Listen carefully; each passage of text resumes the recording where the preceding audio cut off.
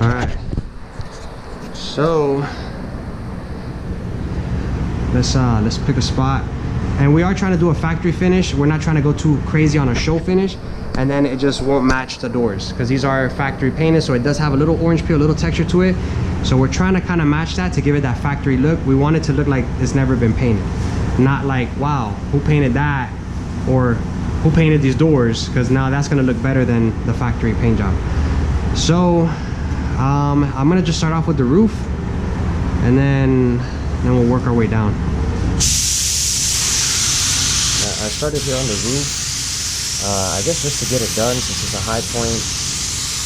Kind of really wanted to lay down the clear on there, but normally I kind of start off like on a fender, probably on that lower quarter, and then just kind of work my way over. I don't know, but I am doing a nice wet coat, and as you see here, I start to kind of work my way back. So this is technically 2 coats, a good coat and a half, but it's pretty on there.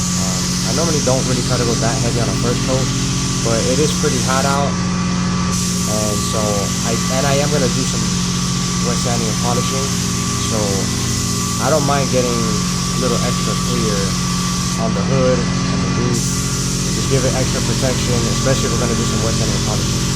So here I went back to the center and just kind of melted in a little bit of that hard overspray line, just to give me some time as I work my way over there.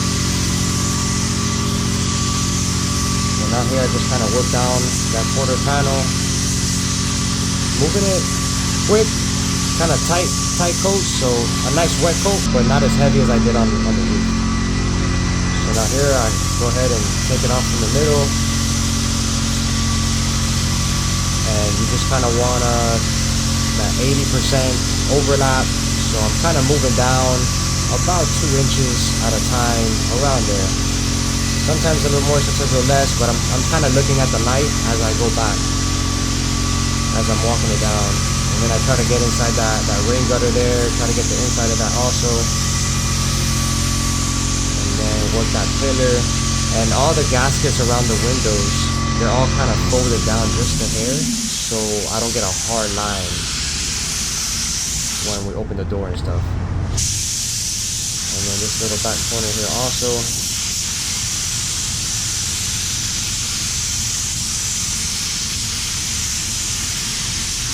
Yep. Inside that edge there. And the key to getting the same texture is you gotta have an air regulator, and not just the one on the tip of your gun. You gotta have one leaving the compressor. So once it leaves the compressor, on the tip of that line, on this line that goes to the compressor, I have another regulator on there, and that's the one that I set. I don't set it to the 30, 32 PSIs. That one I set it at 80, 100. It just depends. If I'm blowing out the garage, I'll turn it up to 150. But when I spray, I'll kind of keep it at 100 or less. All right, guys. So both coats are done. I ended up doing 1 coat over everything, and then I went back with a 2nd coat, but I went really heavy on it. Heavy, not to run it, but pretty heavy. I went nice and slow, kept it heavy. Everything looks really good. Really good. Bodywork looks very, very nice. So the only downside that I see, which again, it gets me every time. Oops, sorry about that.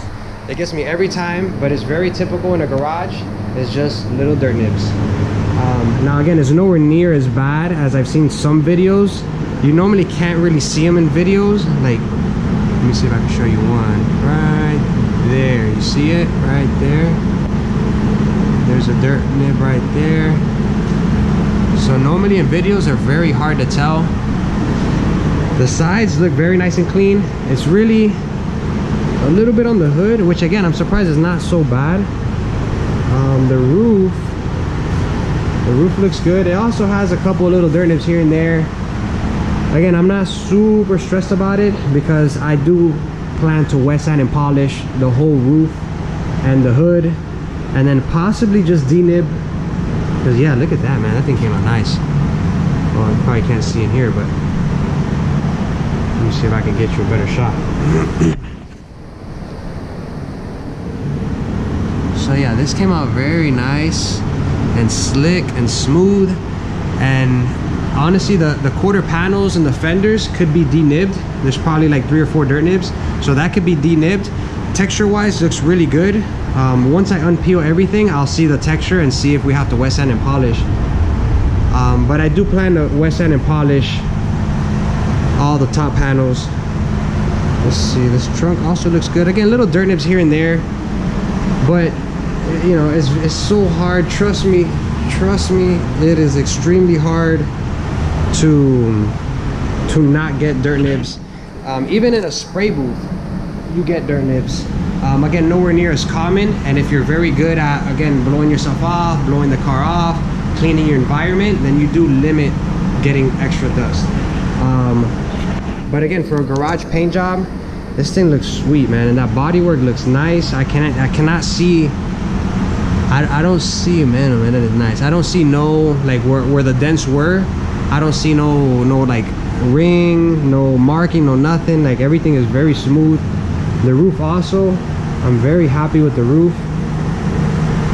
All the bodywork looks very, very nice. So this fender here does have a little bit of texture to it. It's very hard to see with the camera. You can barely see it, but it does have a little bit of texture to it. A little bit of orange peel, but again, nothing bad. You know, this side here, most likely, because it's a corner close to the fan, the air does kind of sometimes like circulate. We get a little airflow in here, so this corner here, it tends to be more normal to get a little bit more dusty. Plus we're spraying and all of that stuff is just kind of coming over this way. So I expected the hood to be worse, to be honest. And it ain't, I wouldn't say the cleanest paint job. If I were to try to be the cleanest, then I would break it down in sections. I would probably do the back in one shot and then do the front in one shot, and that's how you really get some clean jobs in your garage. But we're done. I got this piece painted here too, and I got the little top wing painted. So that's it, guys. That's pretty much it. You saw me throw the first coat. I didn't do the second coat. I started running out of clear, and I just started jumping back and forth, kind of just doing my thing. But it's finally done. It's finally done. I almost can't believe it. This is the most exciting part for me of the job, is really just the finishing. I guess since a kid, since I've started, the most satisfaction of this job is just seeing that customer's face. Honestly, like that really is what gets me every time. The money's okay. The job is fun, right? Because you're doing different steps, and as long as you stay on those steps, then you should get a very good result. And if something is not 100% perfect, you could always sand it down and redo it with that confidence that every single layer that we did was done correctly. So you're not worried about flaking issues or anything like that. You throw a bad paint job down and then you try to fix it on top, your top paint job is just as good as the bottom one. It might look nicer, it might be shinier, it might be glossier, but you can still have lifting issues, flaking issues, right? Your corners lifting off. So that's why we got to make sure that we stay as close to those 34 steps as possible. You know, finish off your primer in 220, finish off your, you know, your body work in 180 to 220, finish your primer in at least 400. Like, those are just my simple rules and my steps. And they're not just mine. Like, this is by the book. By the book is actually 320 grit to finish your primer according to what base coat you use. But I personally, like I said, I like to go 400 to 600 is kind of what I finish at. But yeah, man, here you guys have it. So we did the first part, which was the body work, which took forever on this thing. And then we did the second part, which was the prep work, which we sanded it all down, we taped it all up. I showed you some tips and pointers on that stuff. And then the third part, I don't even remember what. The third part was the painter. Johnny the painter came out, he laid it down. Johnny the painter gets all the credit. Man, oh man, Johnny the painter is the best guy ever, right? Screw the body man, screw the prepper, screw all those other guys. Johnny the painter's the man. So we give all the credit to Johnny the painter. Thank you, I'm Johnny the painter. So yeah, it's a team effort. You know, your foundation, it says it all, man. If your foundation ain't right, you know, it's just not gonna look right. So to get a nice result, you gotta make sure you start off good, make sure all your steps are right. So guys, we're done for today. I'm done. I'm tired. I sweated probably about 1.5 gallons today. I'm done. So I'm gonna let this fan, I'm gonna let this fan just sit for 2-3 more minutes, just to kind of get any little fumes out of here, and then that's it. I'm gonna close up the garage and just let it sit till tomorrow. And then tomorrow I'm gonna unbag everything, untape everything, and then I'm gonna move it outside, and I'm just gonna let it get sun for about 2 days. I'm gonna let it sit for 2 days, and then after 2 days I'll pull it back in, and then we're gonna wet sand. Then we move over to the part 4, which is the cut and the buff, the paint correction, the wet sand and polish, whatever you want to call it. But we're gonna do some wet sanding and buffing on this hood, on the roof, on the trunk, and then possibly down these fenders, and if we need to on the quarters, we're gonna do it on the quarters. So hang in there. Tomorrow we're gonna untape it, move it outside, and then in 2 days we'll jump back and then we'll finish wet sanding and polishing. Let's go. It's looking